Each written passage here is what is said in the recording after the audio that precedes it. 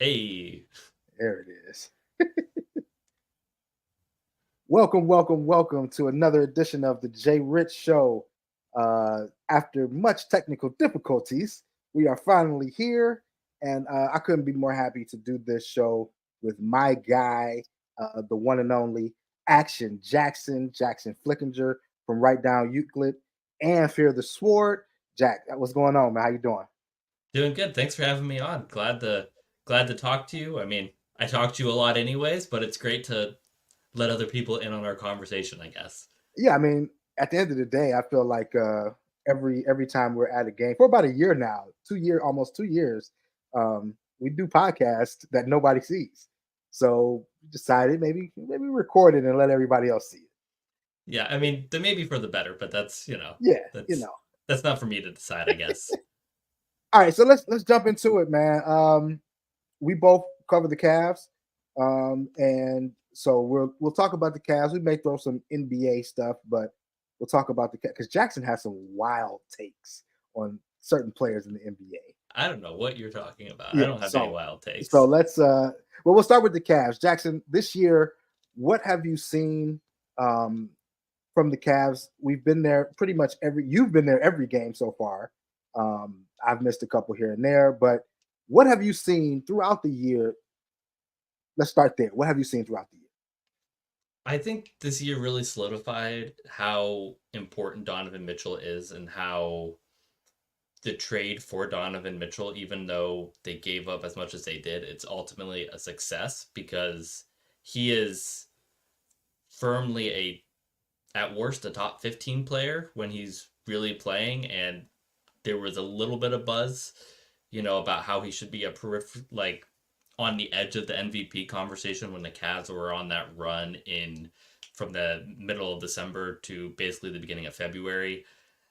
And I think this also showed that maybe some of the pieces around him haven't taken a step forward in a way that we hoped, specifically Evan Mobley and Darius Garland. And I think there's a lot of reasons why that's the case. And I think that it's fair to say that injuries have kind of made this a lost season for both of them in a way that Evan hasn't been on the court very often. And Darius, you know, he came into the he came into the season having put on 12 pounds of weight, being somebody who was doing a good job of finishing inside at the beginning of the season. And then, because of the jaw injury, he lost 12 pounds. And it just seemed like it was sort of a reset. And he hasn't really found his footing since then. I know that he's had some games where he shot well from the 3 point line, but he's still not finishing inside. So I think that's a long way of saying I think this team goes as Donovan does. And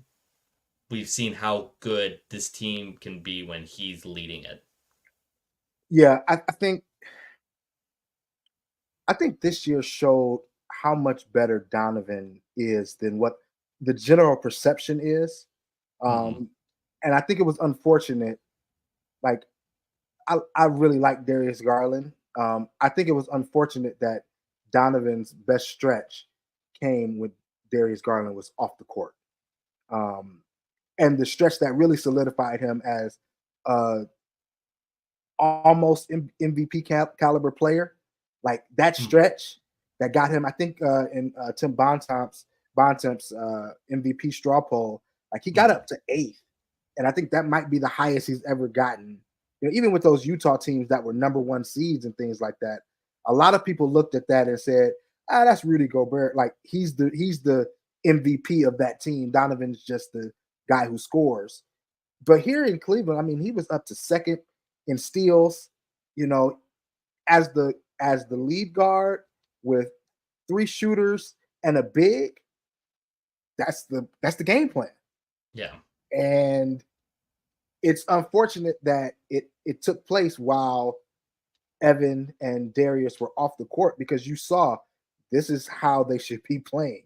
I mean, they beat everybody during Yeah, that and stretch. they were beating everybody by a lot. Like they weren't it was it was to the point where I think there were more games decided by 15 points than were decided by less than 10 or something like that. Like it was just like there were so many times they were just running teams off the court, and they did have a little bit of an easier schedule during that time, Yes, but they were yes. still you don't win like 18 out of 20 games and have it just be like a fluke. Correct. Like you don't, Correct. because we've seen them since then lose to the Nets. Right. We lose to the Rockets really bad. I mean, I know there's other games that they've lost that have been bad. So it's just like winning NBA games is hard, and They they were win a winning it better than anybody else was during that they stretch. win a 5 game stretch where they trail for 35 seconds in those 5 games. Like Yeah. that's I don't care who you're playing. That's dominant. That's Mhm. dominant. Now, in those 5 games, it was like San Antonio, Washington twice, Chicago, I think was in there. It's still dominant. I don't care. Like to beat NBA teams by over 20 points. I think all those games were decided by over 20 points and Mhm. only trail for 48 minutes times 5 for 35 seconds is wild. Yeah, and Like I think it kind of just highlights sort of what does the best version of the Cavs look like if Donovan signs an extension and if things go right? What does that look like 5 years down the road or 2 years down the road? Like do we think that he can take that style of play into playing with two bigs? Or can he meld that with Darius and one big? Like what does that look like? They need that version of because they need that version of Donovan. And I think we saw that throughout a lot of last year. Like last year, he was great, but I think seeing this version with a team that kind of fits a little better is just like a dominant team when you have somebody like Jared Allen, who I know Jared Allen isn't the defender that Rudy Gobert is, but Jared Allen has really become a more well-rounded offensive player, especially with the dribble handoffs. We saw that a ton when he was playing with Donovan, and he was hitting that little 15-footer, which he hasn't really been able to get to that often since Donovan's been out of the lineup. And I think that's to do with not having somebody who provides so much pressure on the rim.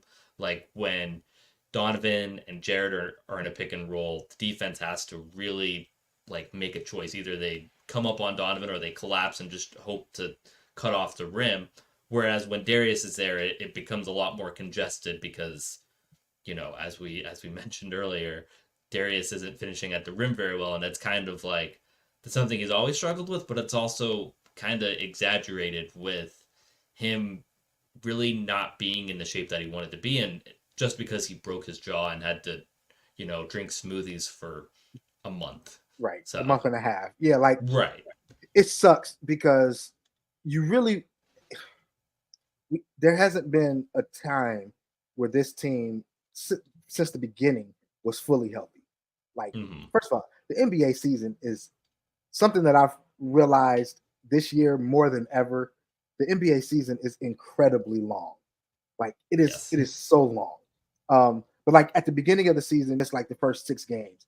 Then when Yeah, he he got come hurt. Like he didn't even go in preseason. He right, was he was hurt like it was like day 2 of training camp, I think. exactly. And then Darius got hurt. Um, you know, for the first time, and then he came back. They had a stretch, and they weren't playing well. They They were not weren't. playing well. They were not. I mean, they were losing to the Blazers at home. Like it was bad. It was We bad losses. we thought that JB was gone. Correct. Like Correct. especially after And that Blazers game, we yeah, were convinced that he wasn't going to leave the building with his job. And correct. then it was like a month later it's like Wait a JB minute. We love coach of you. the Right. year. Right.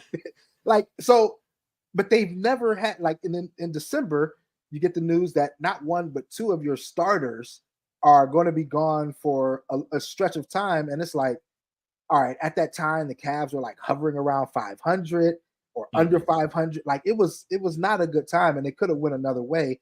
And then they go on these 18 of 22 or 18 of 20 Yeah. stretch, and it's like, yo, all right. And then the guys come back, Darius and Evan come back, and it goes it looks kind of bad, not at times. Nicely, yeah. Yeah, right. Like it reverts to what it was in the beginning of the season. Which was Um, bad because when yes, they were all healthy, it wasn't good. You know, I know people like to point to, well, the net rating with them all four together last year, and it's like, well, This isn't last year they last year. didn't. Last year they didn't lose to the Knicks like as dominant as they like the way that they did because teams don't scout a ton for one of 82 games. They don't really change up what they're doing a ton. Even I thought it was funny when I asked JB about how are you going to guard KD with George Niang, and he's like, "Well, we're just No not going one to can change what guard. we do." Yeah, no one can But guard KD. right, but like we're not going to change what we do Yeah, for this one game. So, but what teams will do is when they figure out like, oh, this team has like a fatal flaw, we're just gonna keep doing it. Like when Ben Simmons was in the league for 2 or 3 years, people just played defense against him like he was a normal, point guard. But then, well, he after he has a playoff meltdown, it's like no one's why are coming we above the guarding him? free throw Why line, are we you guarding this know, guy? Right. and that's where things change after playoff meltdowns. And I think the Cavs, you really saw that where I remember the first time they played the Knicks, and this was like game 5 or something like that, where they the Knicks, it was like every time Donovan did a ball screen, it was like we're just gonna trap and we're just gonna make somebody else. We're gonna make one of the bigs make a play. We're gonna take away that first pass to a guard. He's gonna have to pass to a big, and then the big's gonna have to do something, but the big's not gonna do anything, and we're just gonna recover and just keep playing basketball. And that's kind of like what teams were doing to them, and the offense was bad and the defense wasn't good enough to make up for a bad offense. So that's where it all becomes really challenging, where it's like we we saw that this team can be dominant when they have one big. We and when we got both of them and both of the guards, They it weren't wasn't dominant. good, but it was only a couple games. Right. And that's the thing that you don't want to make a rash decision and say, you know what, Hmm. get these guys out of here and bring some other guys in because you haven't been able to see. I don't even think, and I could be wrong, but I don't think we've seen 20-25 games with all four of them playing and being able like in a row. Definitely not in a row. Um, Definitely not in a row, but yeah, it hasn't been a lot. And then like even seeing like Darius and Donovan like post All Star break, it was like just a couple games, and then it was all right, I'm gonna come back from my knee thing, and then like Donovan's not able to like dribble past me, right, like in those games. right. So you know he's just not the same guy. So which is why he's out again. Obviously, breaking your nose Yeah, but is I the think I reason think the why. knee. But I think it's that they're the knee not is a upset. serious problem. Correct. I don't think. I think. Like even if he didn't like, I think that the broken nose like helped them say, hey, let's just rest a little bit, rest that knee a little bit longer. Um, Yeah, and like Wendy was on the his podcast today and was saying that it's more of an issue than like maybe they're letting on. And it's like, yeah, well, if you watch the game, like those 2 games, he attempted 3 shots in the restricted area, and that's usually like all Donovan does. that's So right. he's not right. So it's like, and we're seeing that, well, without Donovan, without it, with an imperfect Darius, without Evan, this really is just a mediocre team. And that's kind of what they've shown. Like they'll look good because that's what mediocre teams do. We've seen mediocre teams. Yeah, Sometimes they win games against good teams. yeah, they'll beat Eh, Boston, they'll beat Denver, they'll beat Minnesota. Right, They'll but they beat can, those teams, and then they'll but they can lose to lose. the Yeah, Nets.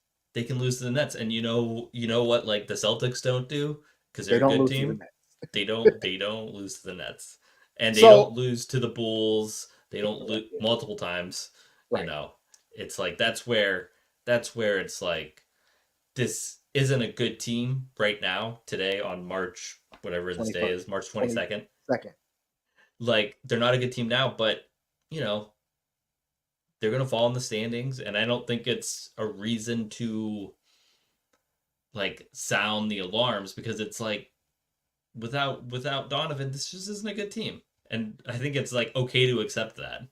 And also, like, without just this whole year, like, it really has been a year filled with, like, what is going on? It's Mhm. like I know we're gonna say this and then we're gonna move on, but like the Browns had a year like this, made the playoffs, didn't really do anything. Like that is seems like it's just the Cleveland sports this year. Like it's been tough. It's been tough. Y- Yeah, and I think kind of I mean, I'm not going to talk about the Browns, Well, but you're a Browns fan, right? sure. The thing about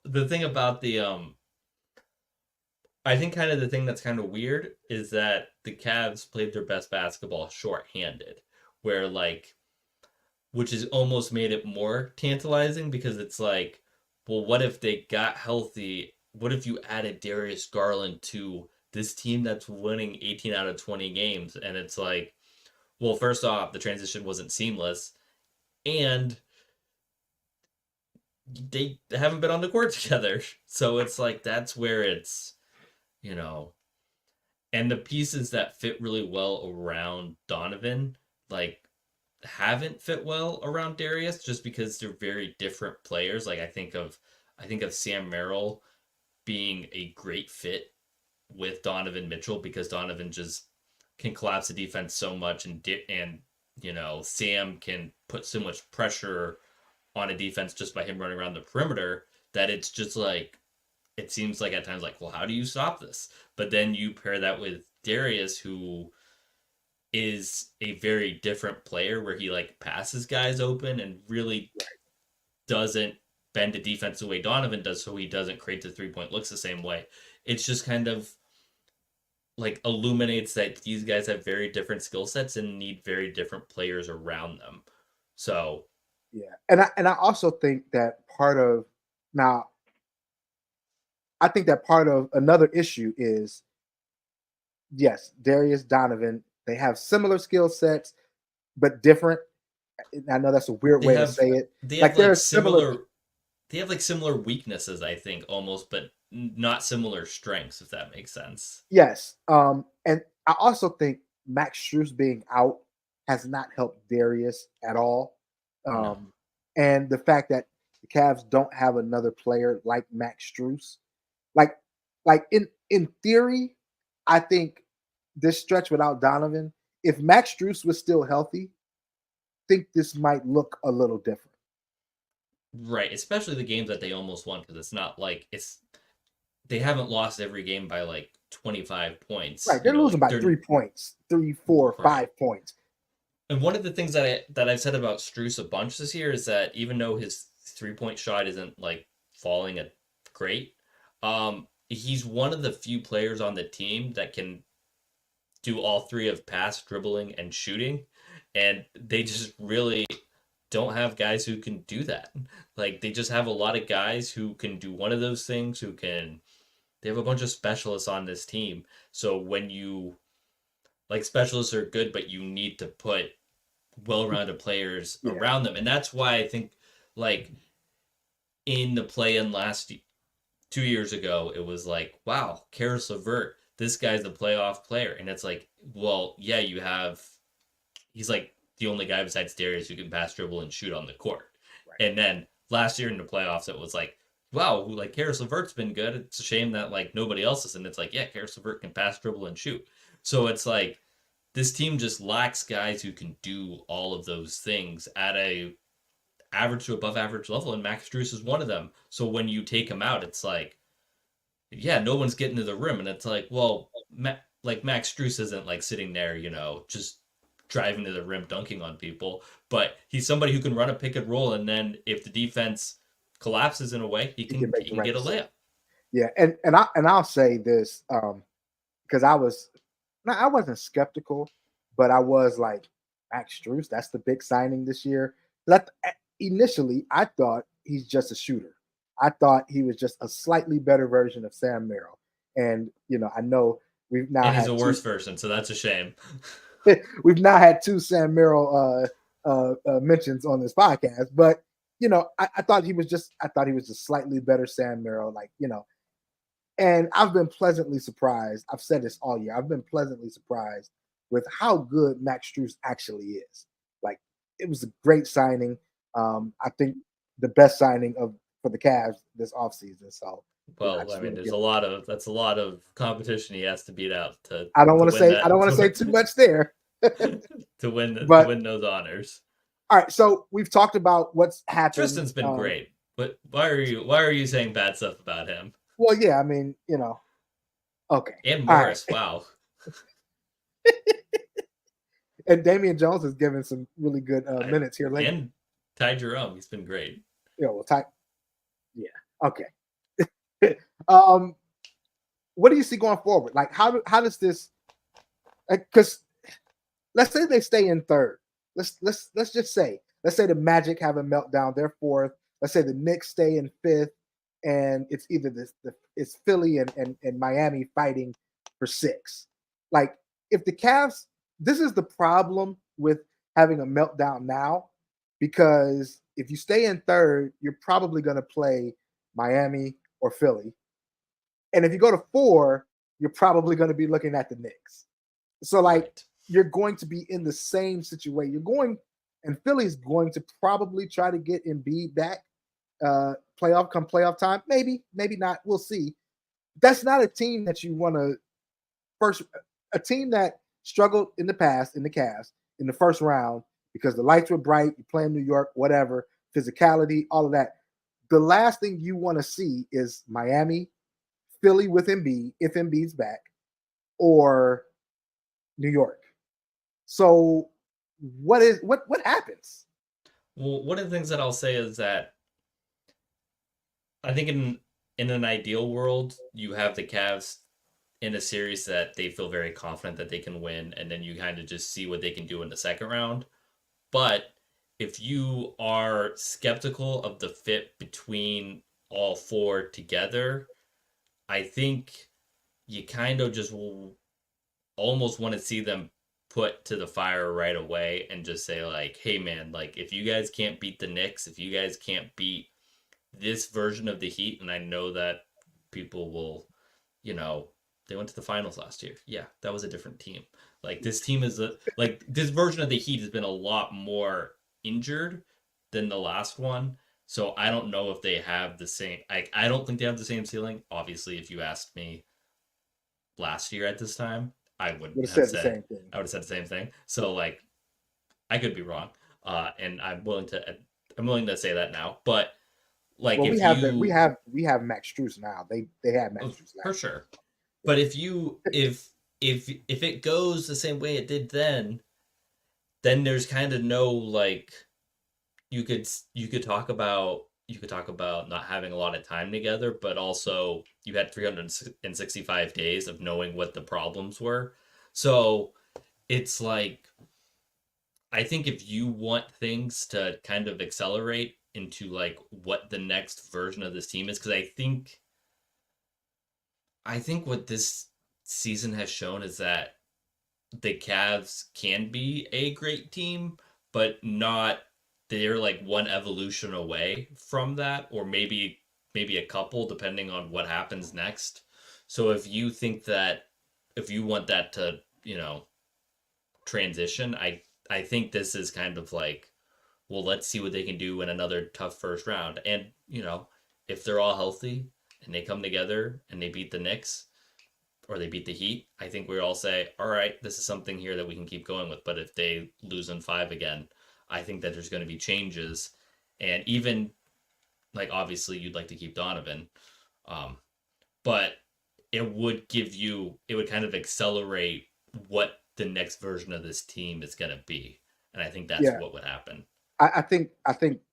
I think you're spot on because I mean, look, you go and lose to the Knicks again, and I think part of the problem, like if they would have the last time they played the Knicks, Brunson gets hurt 15 seconds into the game.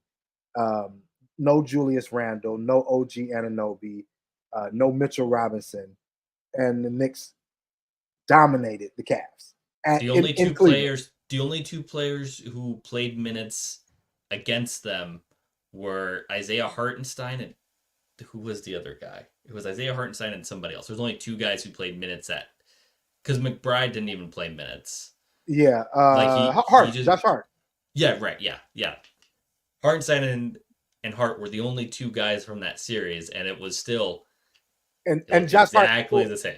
Yes, Exactly the Josh same. Hart had 19 rebounds, and both Evan and Jarrett played in that game. Right. Like those are the kind like that game. And That was Dante when the DiVincenzo outplayed like he was running circles around Darius and yes, Karras. yes, Whoever you want to throw in that group, he was running circles around them. and it just highlighted the fact that oh, we're still not there, and that was tough to watch because at that time the Cavs were they were rolling. Like Right. they were still rolling. It was after All-Star break, but they were still, still a hot team, one of the hotter teams in the league. Right. And And to we didn't lose that game in that manner was kind of disheartening. yeah, we didn't know how long Donovan was going to be out, and Yeah. we still don't. We didn't think he'd be out this long. Um, but yeah, it was just yeah. I mean, if that were to happen today, I wouldn't be surprised. But Right. But that's a series against the Knicks, I understand you look, you gotta quote unquote face your fears and all of that. I get it. But it's also the reason why I really wanted them to if they could have, like, get some separation with that 2 seed, because then hmm you're going up against a play-in team. Hopefully not the Heat, but you're going up against a play-in team that should be an easier, in the right. first round, give you And some confidence, and then you go and play your tough battle. You know, right. And at it's like yeah, this rate is gonna be tough. and it's like you think that oh yeah, like there's a world where where the Cavs could give the Bucks problems in a 7 game series, and then you can kind of see like I would still think that the Bucks should win, but Yes, you kind of get a punch counter punch. Like, can this team come out punch the Bucks? Can they take their punch? Can they counter punch and then kind of like go back and forth and make it a real series, even if they lose? It's not the end of it's the growth. world, You see the growth. right? But if you just because that was kind of the thing against the Knicks, the Cavs didn't punch and they didn't counter punch either. They just kept Correct. getting punched. So like like if that happens again, it's like you gotta change something drastic because how even when you go to games this year compared to last year, like there's not the sense of optimism that there was last year because we all saw what happened to the Cavs in the playoffs. So how are you going to sell that again? Like you're not. You're going to have to sell something new. So Right. like something will have to change and Yeah. not And just like not just coach, like it'd be right personnel and coach, probably personnel and coach. right. Yeah, you can't just say, "Well, we got a new coach, things are going to be different." So Right. that's where it's like there's a lot riding on this, and Yeah. the team's not healthy, and the pass is going to be harder. But I said this then. The Cavs are a much better team than the Knicks if they're fully healthy. Like, I firmly believe that. You cannot convince me that the Knicks, with literally one guy who can dribble a basketball, is a better team than the Cavs. So, Right. like, and, like, It's not a talent thing with the Cavs. It's a right. physicality and a mental thing with the And, Cavs. and, like, just a lot of bad stuff with, like, over helping, trying to keep Brunson from getting to the rim when Brunson doesn't get to the rim. He stops right Mid-range. after the free throw line and Right. just does a little, like the little fadeaway or little push shot kind of. It's like you don't need Jared Allen to step up and leave Mitchell Robinson to come right behind you and get an offensive rebound. So there's like a lot of things that the Cavs needed to improve on, and I think you've seen that in like the you've seen that with some people. Like I think Donovan, one of the things that really highlighted last year was he wasn't a good passer in those situations where teams threw doubles at him. I think he's improved a ton in that area. Jared Allen wasn't comfortable with the ball in his hands, and I think he's improved a ton. I think he's become a better rebounder too. So it's like they have improved, but we haven't seen it all together. So it's an open question, and it's not like I don't think you can. postpone the test until next April because who wants to see the same thing 3 times? Yeah, So this and was I the don't, second chance. and I mean, obviously, if they go out and let's say it is the Knicks and they lose in the same manner, um, there's going to be all kind of panic buttons pushed. I mean, from end of April until July, we're going to be talking. Oh well, now is Donovan leaving? What's going on with Donovan? What's going on with that? Like that's going to be the question regardless. But like during that stretch, no one talked about that. Everyone said like Right. Donovan's here. Like we got him. Let's go. He's happy. Yeah. Yeah, like that was everything. And if they lose again, it's going to be 2 months of oh no, he's not coming back. He can't come back. And why? Like it's going to get annoying. Now, I That think, and if you don't have Donovan on this team, I think we've seen what this oof, team looks like. yeah, So that's yeah. nothing to get super. It's not anything to get super excited about. And the thing is, the cupboard's not bare. Like, right? They're not like the cupboard's not bare. So Right. I don't want to talk about this too long, but like, if Donovan does go, there is a foundation there.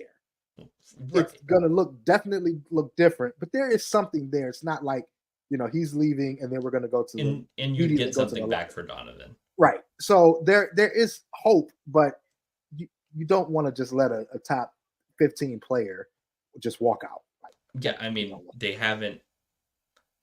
I mean, in their franchise history, they've maybe had one other top 15 player besides 23. Yeah.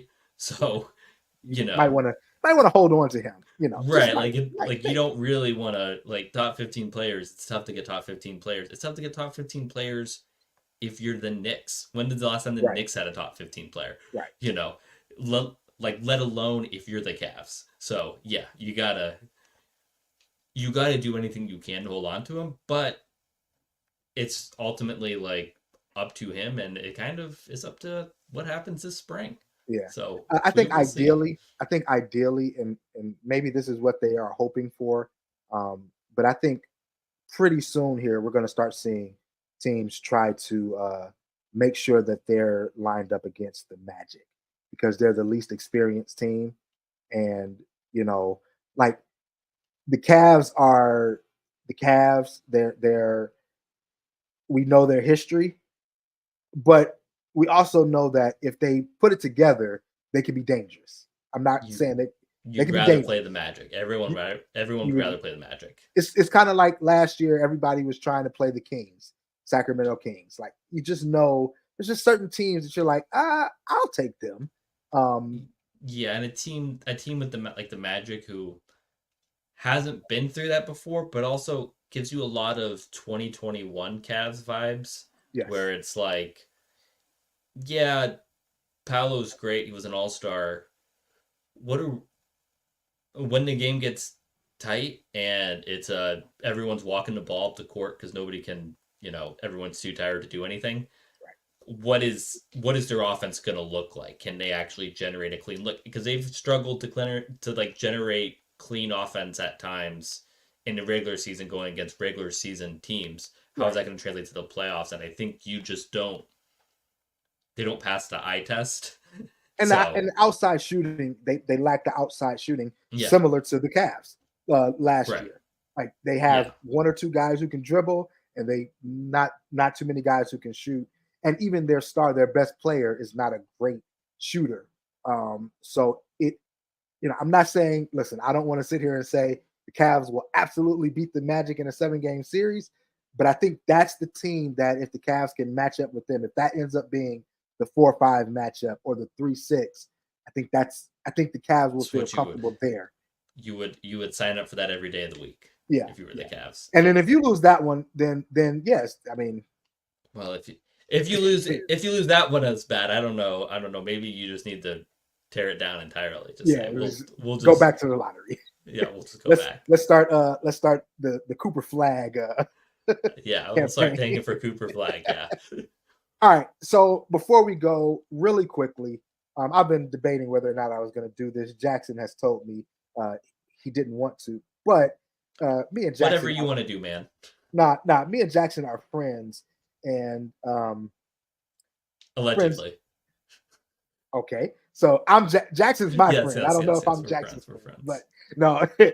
no. um, there was a question asked this week. Well, today's Friday. That was Wednesday, I think. Yeah, Uh, Wednesday question before the asked Heat game. before the Heat game on Wednesday about sports gambling, and Coach JB Bickerstaff and Coach Eric Spoelstra for the Heat gave great answers about sports gambling, and they both told stories about. Coach Bickerstaff told a story about someone actually getting a hold of his phone number and sending threats and things like that. Nothing came of it. No charges were pressed, but they both gave great answers, and I just want to give the credit where it's due. Um, Now, this all stemmed from Tyrese Halliburton saying that he was a prop. He Mhm. felt like a prop because of sports betting and things of that nature. That was a great quote, and I'm Jackson. You know who wrote that quote. I'm not. I want to give everybody their credit. Um, Not off the top of my head, but okay, somebody, you the cited it in your Pacers, the article. Pacers, uh, athletic beat reporter. Yes, and um, but this week since Wednesday, there have been a lot of people in the Cleveland media who have written stories and created content off of this question that uh, no one had an inkling to ask. And I just want to say, Jackson, that was a hell of a question, and I want to give you your props and your flowers.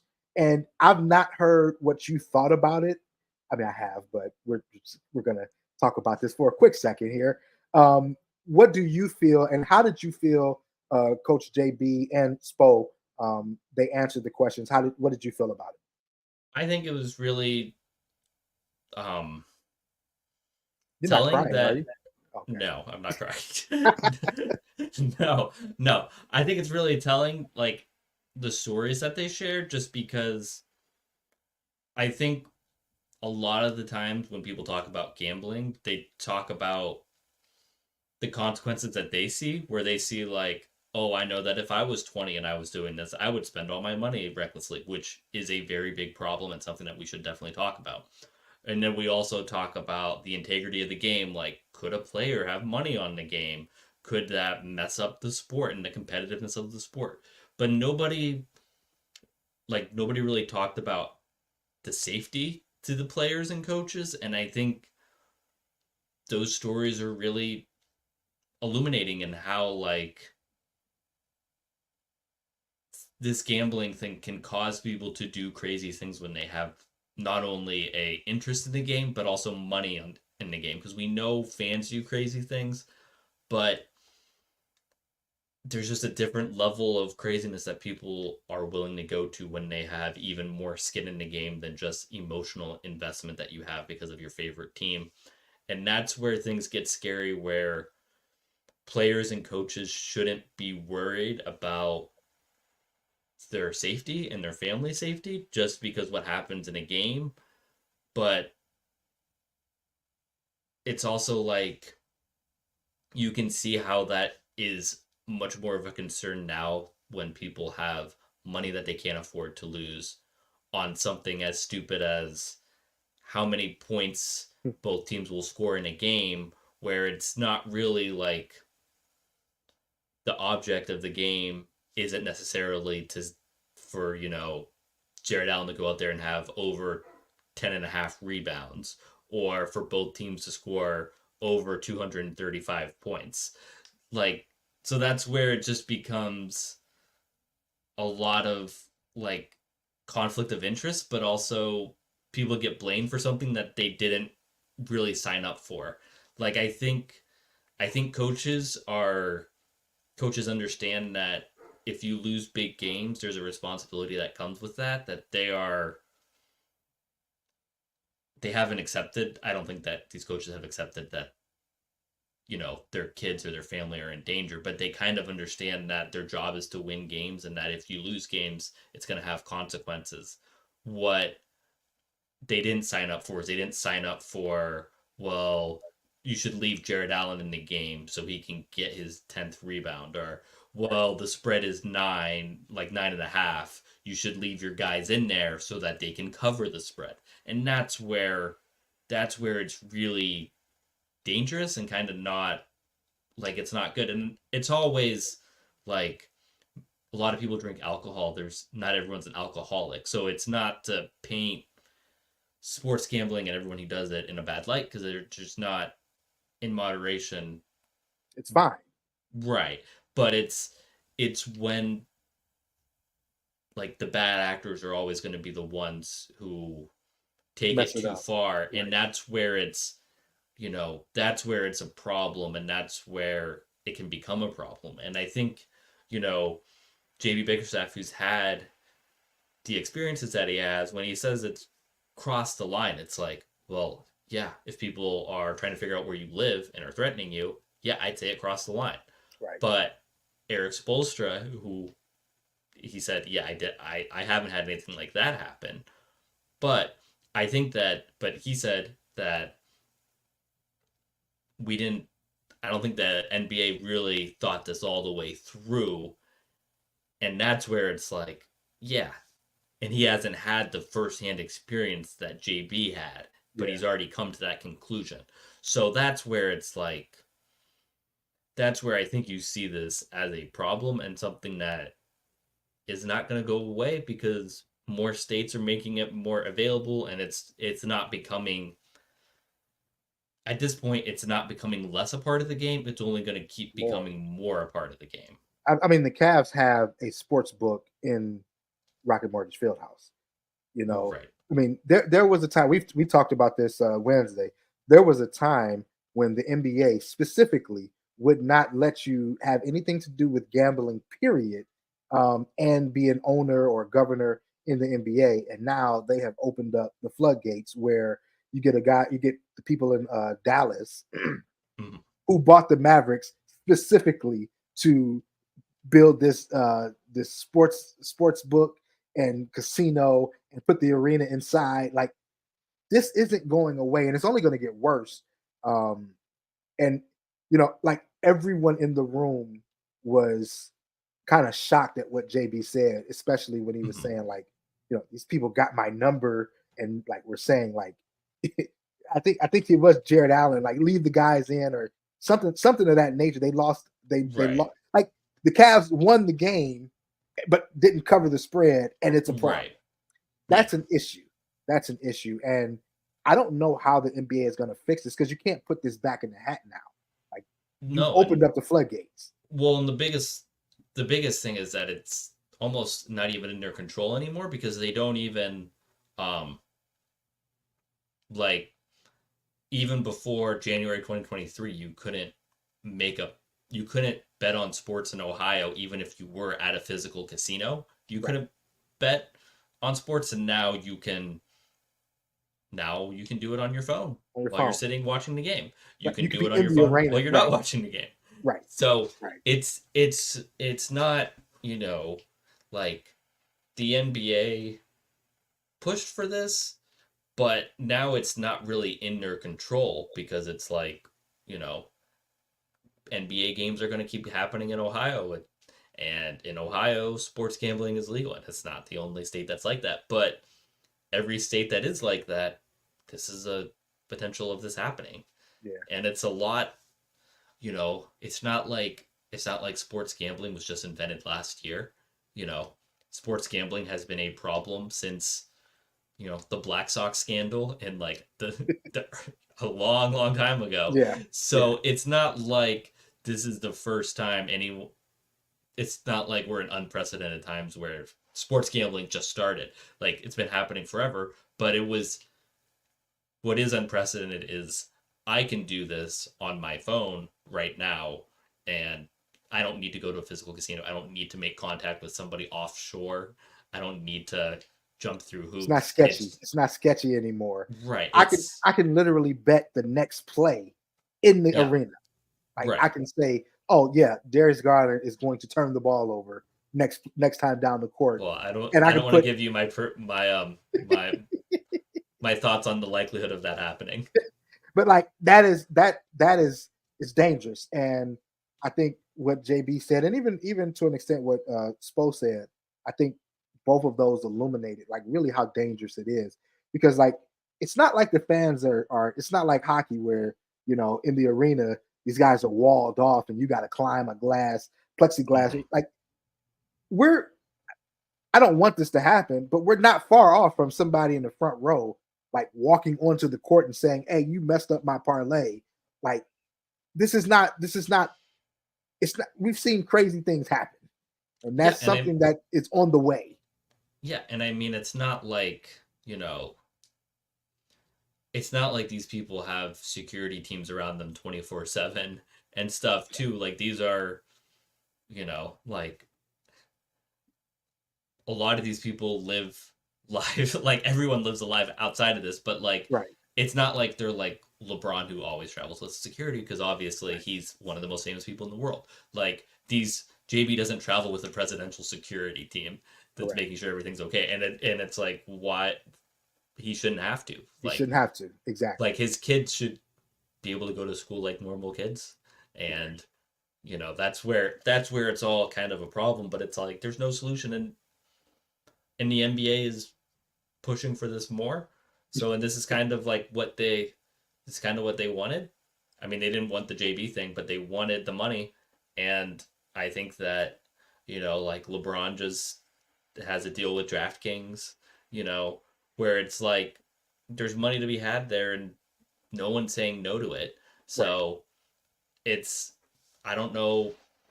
I think the only thing that's going to possibly change stuff is if like a big scandal happened, but it seems like it's obvious, Yeah. I mean, that it could easily happen. I think at this point we're at a point now where even if a big scandal does happen, they can't go back. They can't go back and put this cat back in the hat. Like they just can't do it. I'm not trying to rhyme, but they can't do that. Like it's not, that's not an option. So how do you regulate it in a way that you know that keeps guys safe? Um, and I don't know that answer. Yeah, I don't know I the answer. I don't I don't know if they really care about the answer at the end of the day with how much Money they're it's getting. Yeah. with how much money is coming in, especially when it's kind of a weird time from a media position just because of you know, cable. Some people have cable. How do we distribute our games in a way that people who aren't in their 50s and have cable, like how do we distribute our game there and stuff like that? So it's all becoming very like the media landscape is changing and we haven't really seen how it's gonna really change or like what the next TV deal is and stuff. And it's like the gambling money is just kind of like it's a lifeline almost where the NBA can kind of keep bringing in money without like really tackling some of these other issues. So yeah, it's Yeah, but we feel the same about this, and um, but I had to make mention of this.